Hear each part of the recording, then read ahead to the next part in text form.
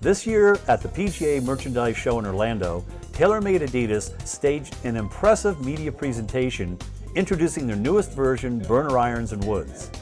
TaylorMade has a huge research arm, and like most golf companies, each year they introduce a new model.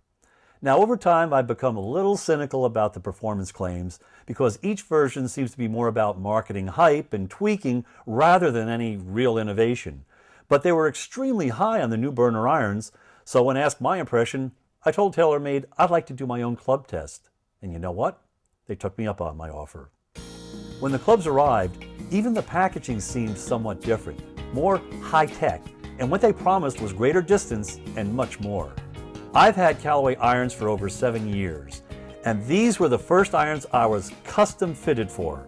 They're the Callaway X14 Steelheads, and every year I've demoed them against the new Callaway X irons, apples to apples.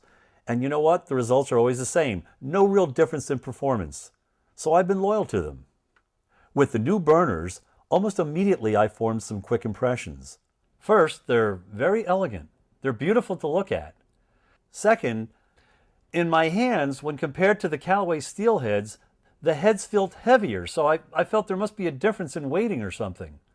But when they actually were weighed, I was surprised to find out they were the same. Finally, I had to keep looking down to check the number of club I was hitting with the long irons because the face is deep. So deep that from the top, the 3-iron looked a lot like the 6, 7, and 8-iron. And also, compared to my Callaway 3-irons, the club is slightly longer. I had the opportunity to ask some of the touring pros at the recent Florida stops what they thought about the new burner irons. One in particular, a great player and a Ryder Cupper, said he loved them. The irons really went, but he wasn't crazy about the 5-3. Well, what was the problem? He's a traditionalist and wants a shallow face for his long irons. Some other pros and low handicap players were also put off by this factor. If you're a low handicapper, maybe it's a consideration, but on the other hand, if it doesn't bother you, or perhaps if you're a higher handicapper, it might be a positive design element because it can appear to be less intimidating. I did my testing on the range at Fox Hollow Golf Club in Florida. I went back and forth between the Callaways and TaylorMades with the wedges, 9-irons, 6-irons, and the 4 and 3-irons.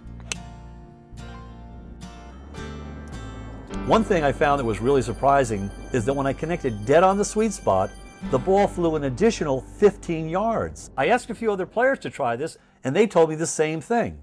Well, it spawned a little bit of mixed feelings because on the one hand, it's nice to have that yardage boost, but on the other, with all the high-tech developments, you think there wouldn't be that much variance in distance with mishits. Here's what I found on the range. As TaylorMade claimed, the higher clubs, starting with the wedge, performed according to standard distances, as much as there are any standard distances in club making today. So basically, between my Callaways and burners, there was no difference in performance save for a slightly higher trajectory with the TaylorMades. But when hitting the 4-iron, it went 200 yards versus my usual 190 with the Callaway. That was sweet. Just as they promised, with the extra length in club head design, you pick up distance. So why would they do this? For people like me, I suppose, I still hit long irons well and prefer them to rescue clubs at this time. So if you're an Ironman, these clubs really deliver. Of course, the real test is playing on the golf course. And that's where the biggest surprise really came in, where I actually struggled just a bit on the range getting the feel of the burner irons. On the course, where here in Florida, the conditions are almost always windy, my solid shots were so solid when I hit the sweet spot, the ball, while flighted high, kept moving through the wind, never moving offline, and stopping crisply on firm greens. The shots felt incredibly solid. So here are my conclusions. I'm going to play these clubs in competition, and if they continue to perform as in practice, I'll make the switch. And for me, that's really saying something.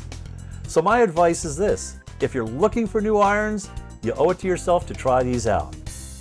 It's not just hype.